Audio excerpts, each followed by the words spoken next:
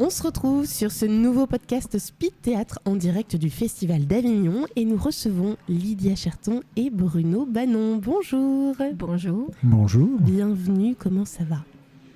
Très bien. On va plutôt bien, on vient de jouer, ça s'est très bien passé, on est heureux.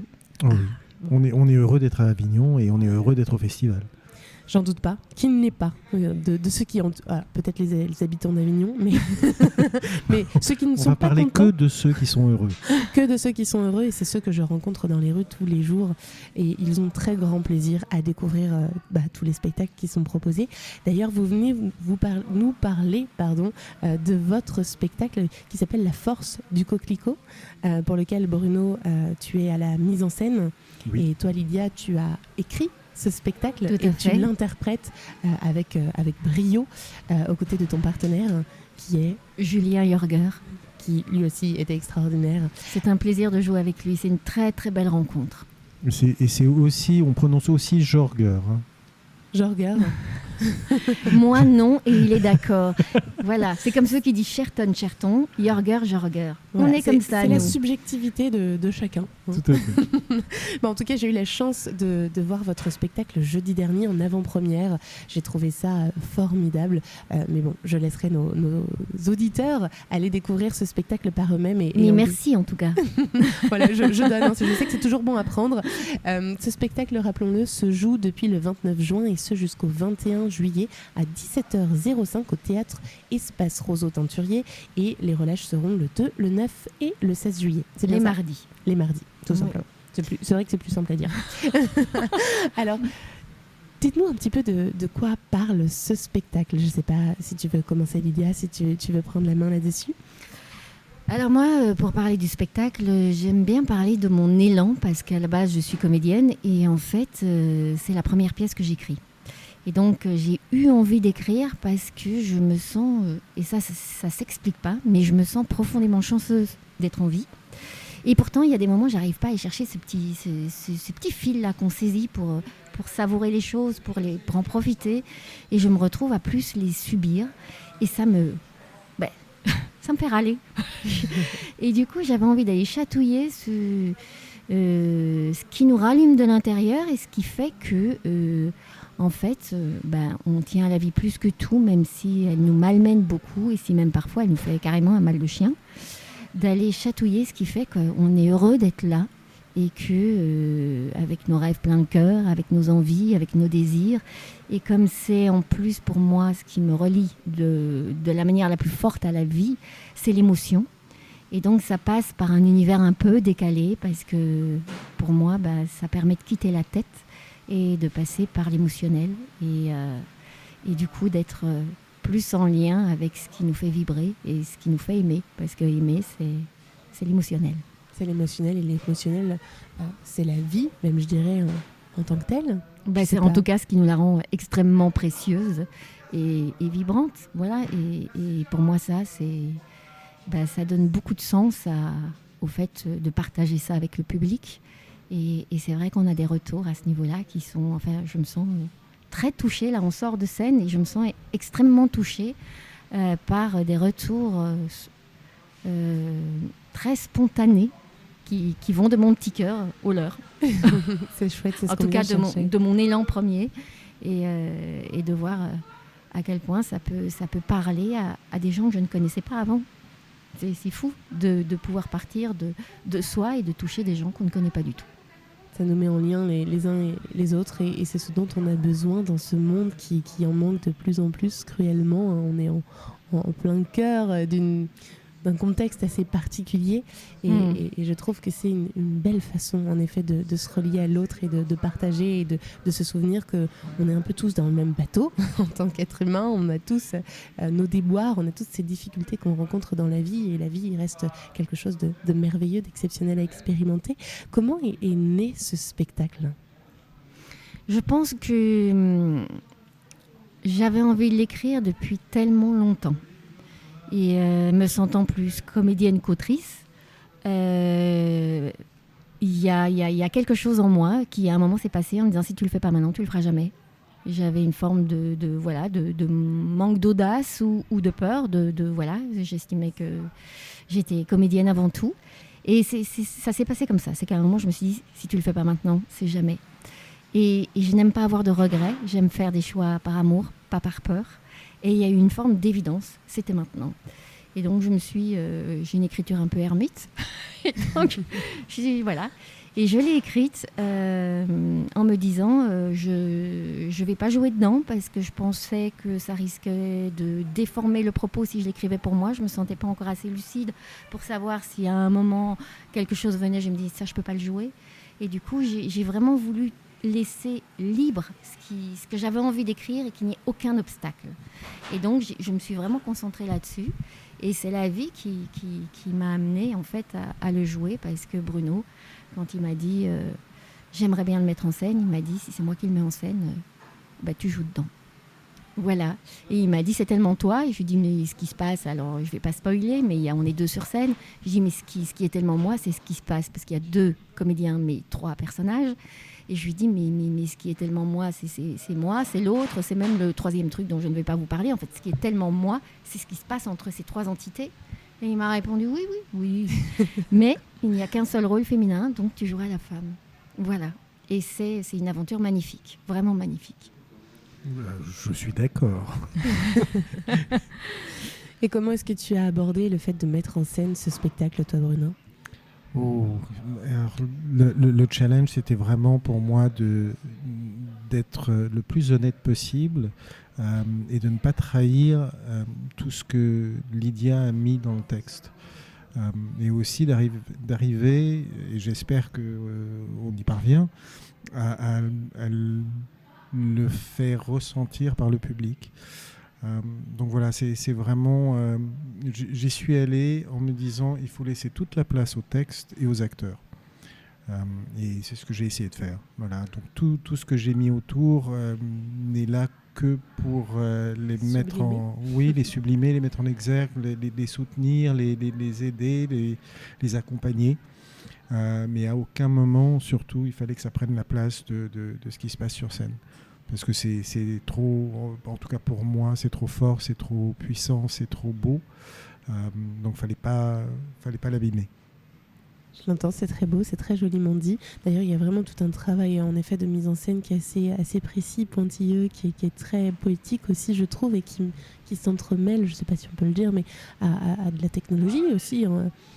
Je trouve ça très chouette parce que ça donne tout son sens. C'est-à-dire là où la technologie aujourd'hui prend souvent un peu trop de place, à trop d'endroits, je trouve qu'elle est très bien dosée, de sorte à devenir utile pour révéler des choses qui sont plus authentiques, qui sont plus poétiques.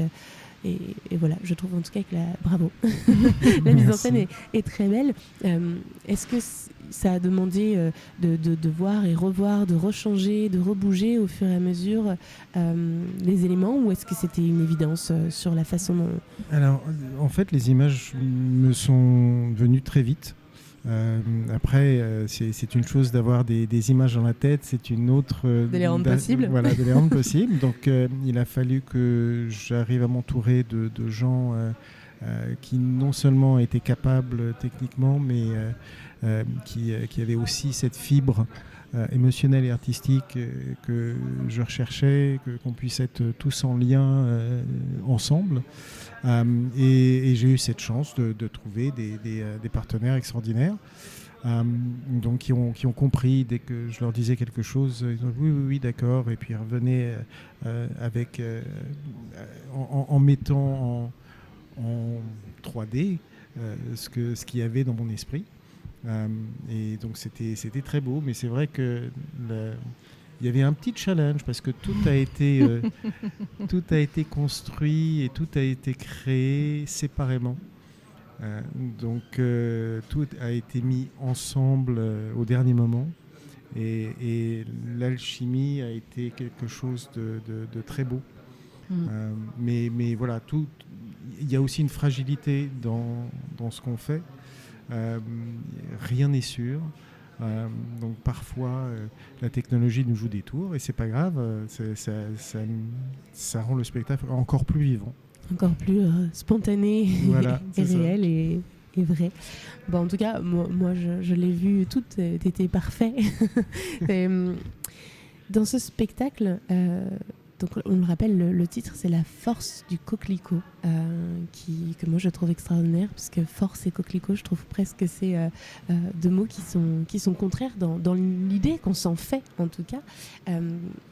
Comment le titre a été choisi ?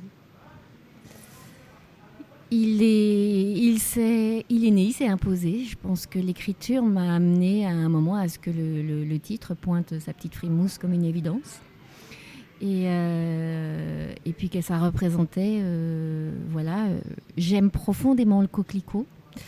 C'est une de mes fleurs d'enfance et je suis d'ailleurs assez touchée parce que depuis que ce spectacle est né, le nombre de personnes qui me parlent du coquelicot comme une fleur extrêmement importante pour eux, touchante ou avec des souvenirs. Un peu comme la pâquerette, c'est vraiment une fleur identifiée comme étant la fleur de notre enfance. C'est vrai, c'est fou ça. Et c'est très affectif. Moi, le nombre de personnes, ça m'arrive maintenant de recevoir encore des photos de coquelicots de gens qui ont vu le spectacle à l'Avignon précédent. C'est chouette. Et donc c'est vraiment une fleur, mais voilà, qui mélange une force incroyable et une fragilité. Et c'est ce qui me touche. Alors on ne peut pas l'accueillir, donc on peut se dire qu'elle est fragile. Et en même temps, du coup, elle est vivante là où elle est née. Et si nous, on a envie de l'admirer, on l'accepte telle qu'elle et on va la découvrir et l'apprécier là où elle vit dans sa... Et je pense que c'est un peu... la même chose pour nous. Je pense que dans nos fragilités, il y a souvent l'indice de notre plus grande force. Et c'est précieux de ne pas... moi, je trouve que les faiblesses, c'est par là que beaucoup de choses magnifiques arrivent. Tout à fait. Et plutôt que de se battre contre, les aimer un peu font que la vie n'a pas la même couleur. En effet, je suis complètement d'accord. Et je me demande d'ailleurs, là ça me fait penser à ça, mais étant enfant, je me souviens que j'avais en effet fait ce constat en cueillant un coquelicot que instantanément il fanait et que je pouvais pas en faire grand chose. C'était pour moi un constat assez douloureux, très profond, qui en fait va au-delà juste du fait de cueillir un coquelicot. C'est que rien n'est permanent. C'est cette volonté de vouloir garder pour soi, cette volonté de vouloir faire sien certaines choses et de se rendre compte que non, en fait, ça nous échappe, ça nous glisse entre les doigts comme de l'eau au travers de nos doigts qui sont très peu hermétiques. Et il y a quelque chose de frustrant. Et en même temps, donc quand on s'en rend compte, ça peut être violent, surtout en tant qu'enfant, où on ne se rend pas tout de suite compte de l'impermanence des choses. Et en même temps, c'est ce qui fait la beauté de la vie et c'est ce qui fait qu'elle est sacrée et qu'elle a toute sa valeur. Oui, tellement. Donc je rejoins ce spectacle, c'est vrai, je suis repartie et j'avais encore ce coquelicot en tête. En fait, c'est fou, c'est comme une carte de visite. Ce coquelicot reste en tête et on a tout ce spectacle qui est juste derrière. Donc, je sais pas, c'est peut-être justement sa force aussi à ce spectacle. C'est la force du coquelicot, c'est la force et l'impact qu'il peut avoir dans sa façon d'imprégner nos mémoires de tout ce spectacle. Mais cette image représente tellement de choses. C'est aussi, par exemple, on nous dit souvent où on est joyeux, où on est triste. Mais en fait, le cœur humain, il est tout en même temps. Et pour moi, on n'est jamais ou joyeux ou triste, on est joyeux et triste en même temps. C'est ce qui fait que la vie n'est pas du tout confortable, mais c'est ce qui fait qu'elle est merveilleuse et riche.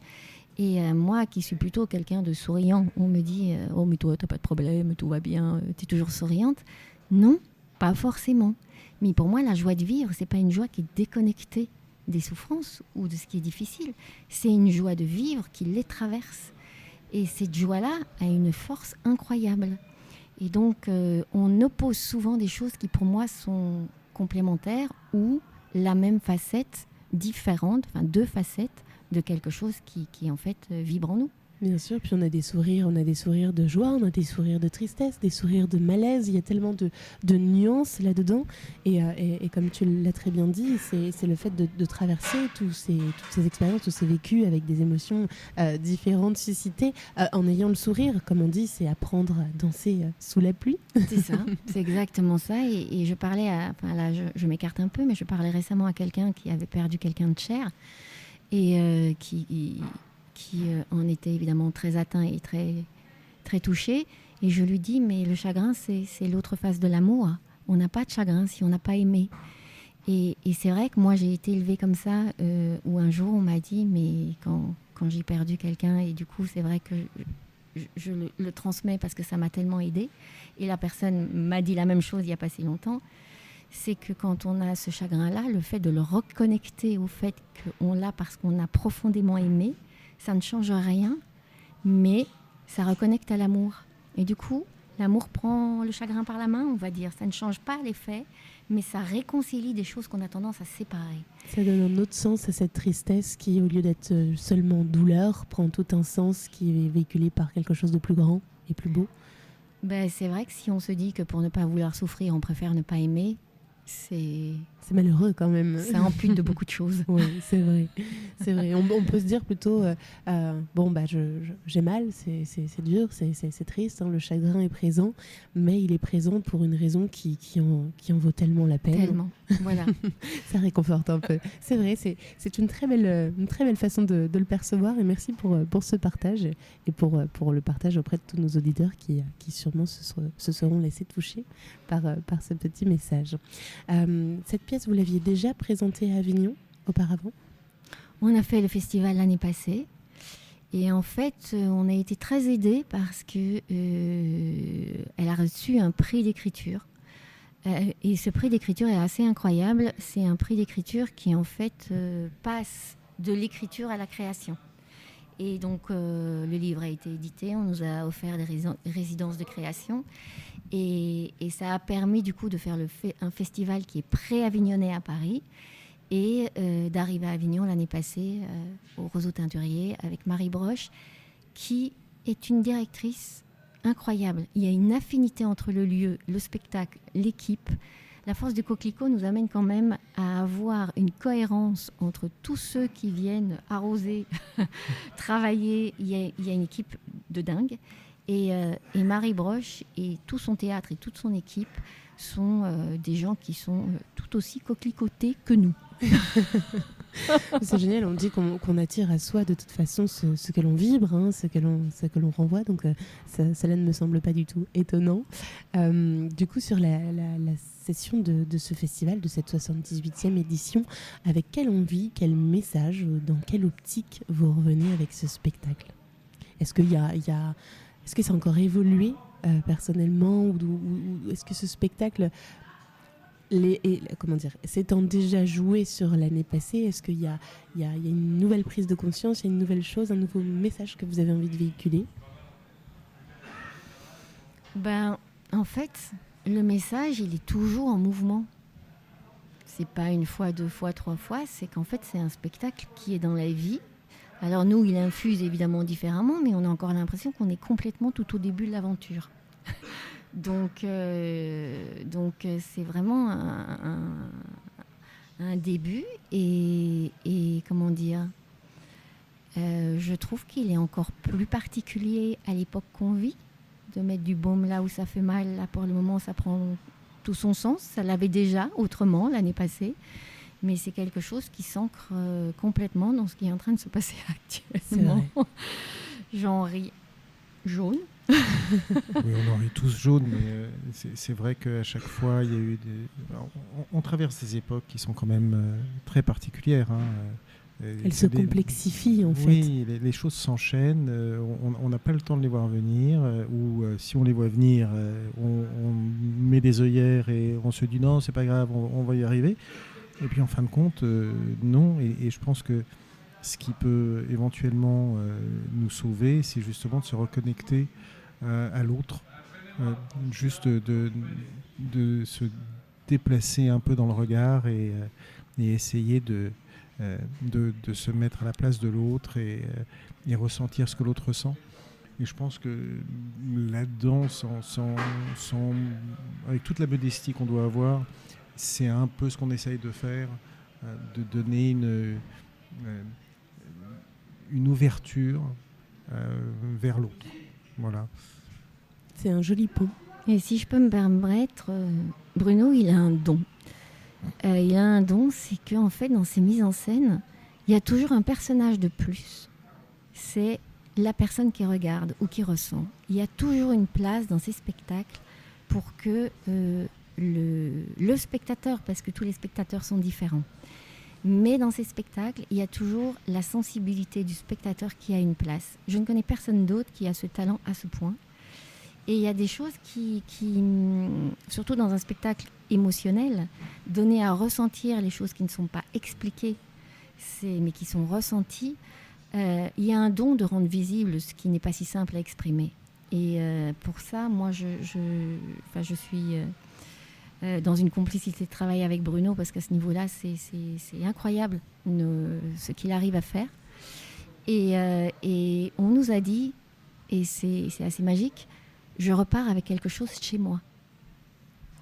C'est l'accompagnement, moi, c'est ce que j'appelle être accompagné de l'intérieur. Alors, ça plaît, ça ne plaît pas, il y a la place, il n'y a pas la place, il y a une connexion, il n'y a pas de connexion entre notre univers et l'univers du spectateur qui vient. Mais quand on nous dit, eh ben là, je sors du théâtre, mais j'emporte quelque chose avec moi dans ma vie, ben là, c'est le plus beau compliment qu'on puisse nous faire, c'est que voilà, il y a quelque chose où il y a une communication et il y a quelque chose qui reste. Oui, je l'entends tout à fait. Moi, à côté de ça, dans la vie de tous les jours, je suis thérapeute également. D'accord. Donc, quand je suis venue voir la pièce, je suis sortie et je me suis dit, waouh, c'est dingue. C'est comme une séance de thérapie, mais qu'on pourrait emporter à la maison par le souvenir dans l'imaginaire de toutes ces images, de tout ce jeu qu'on a vu sur scène. Je trouve ça génial. Je trouve ça juste génial. Et d'ailleurs, il y a une autre manière de pouvoir emporter ce qui se passe sur cette scène chez soi, puisqu'il me semble que cette pièce s'est aussi transformée en livre. Oui. Tu veux bien nous en parler ? Mais ça, c'est grâce à ce prix d'écriture qu'on a eu, qui a été une étincelle de démarrage tellement jolie pour nous. Et du coup, c'est la librairie théâtrale de Paris qui l'a édité. Et donc, c'est vrai, du coup, j'ai la chance de pouvoir sortir après le spectacle, de proposer le livre. Et du coup, c'est un moment d'échange incroyable, parce que forcément... Et puis, la rythmique de lecture et la rythmique de spectacle n'est pas la même. Bien sûr. Et donc, il y a des gens qui l'ont lu et puis qui viennent parce qu'ils l'ont lu. Il y a des gens qui le voient et du coup, qui vont le relire. Là, j'ai une dame qui l'avait acheté parce qu'elle avait aimé. Et donc, elle est venue avec son livre pour que je lui dédicace à la sortie. Et donc, c'est vraiment des rythmiques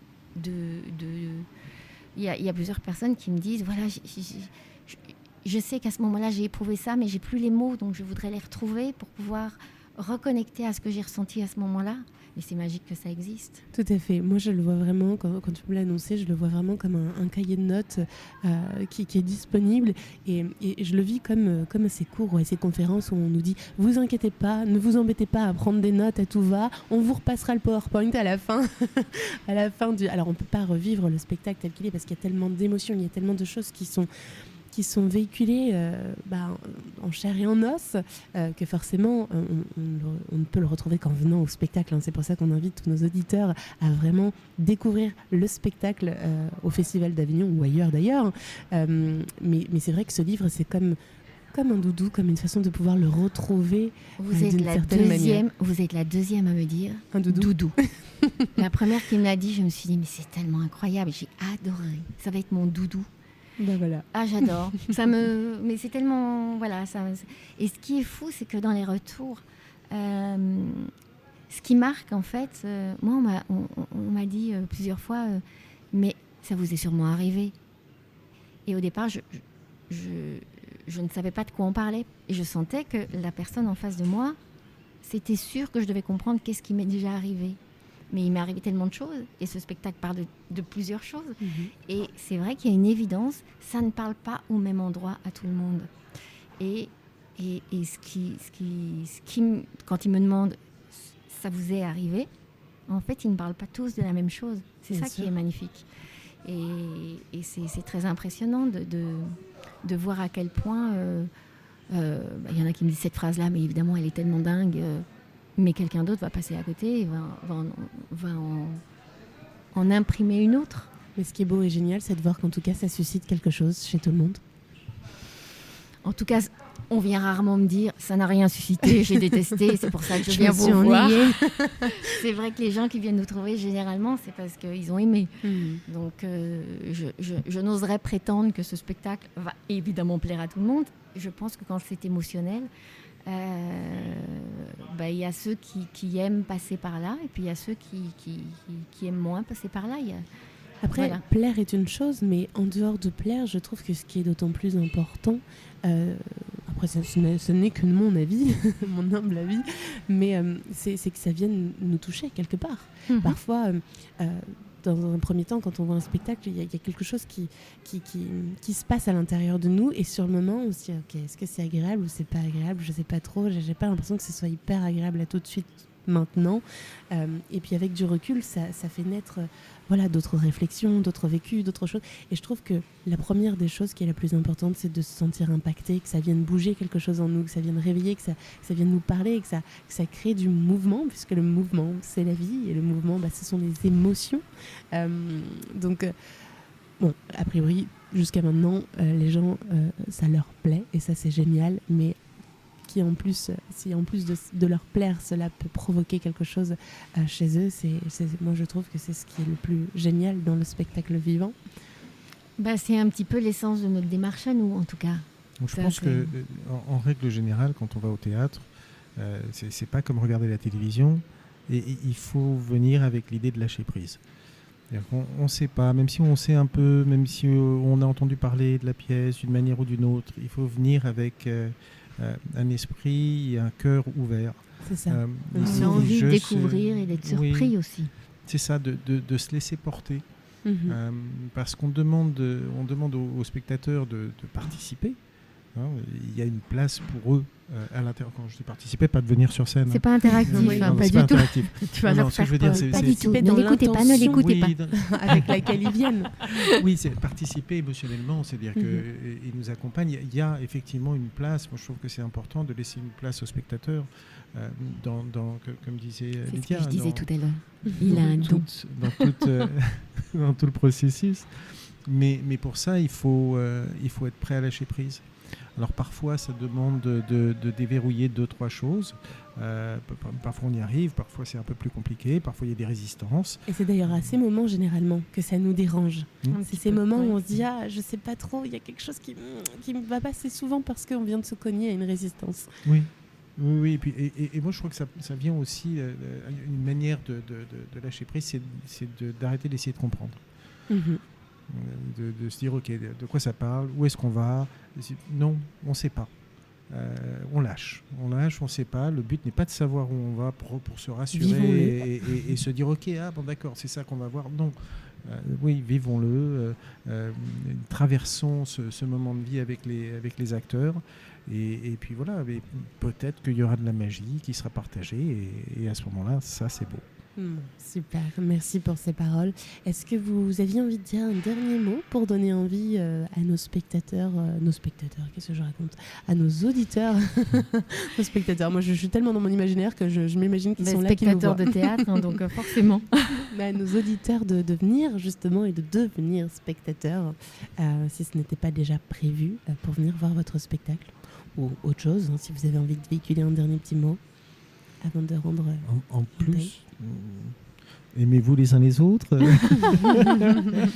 Non, moi j'ai envie de dire merci, parce que le festival est pour moi un lieu assez incroyable qui réduit la distance entre nous et les spectateurs. Et en fait, c'est un endroit où il y a tellement de rencontres, que ce soit le tractage, que ce soit après le spectacle. Je suis une fan absolue du Festival d'Avignon. Parce qu'au-delà du spectacle, il y a vraiment cette capacité d'échanger aussi. Et donc, merci. Et je pense que c'est vraiment un spectacle qui va bien avec le festival. Et avec tout ce qui se passe, là, ce foisonnement de vies différentes, de rencontres, d'énergies différentes, de moments de partage avec plein de choses à découvrir. On est bien là, on est heureux d'être là. Eh bien, je suis ravie que vous soyez heureux d'être là. Moi aussi, je suis très heureuse d'être là, et je suis heureuse de vous avoir eu aussi pour ce podcast. Merci beaucoup pour ce partage, Lydia, Bruno, d'avoir été avec nous. Merci à toi. Pour rappel, votre spectacle, qui s'appelle La Force du Coquelicot, génial ce titre, se joue jusqu'au 21 juillet à 17h05 tous les jours au théâtre Espace Roseau Teinturier, sauf les mardis, où c'est les jours de relâche. Parce qu'il faut bien se reposer un petit peu. C'est important. On va parler avec les gens dans la rue à ce moment-là. C'est bien aussi. Voilà, c'est l'occasion d'aller partager. Bon, sur ce, on se retrouve très vite sur les podcasts de Speed Théâtre. À bientôt. Merci. Au revoir. Merci, Au revoir. merci.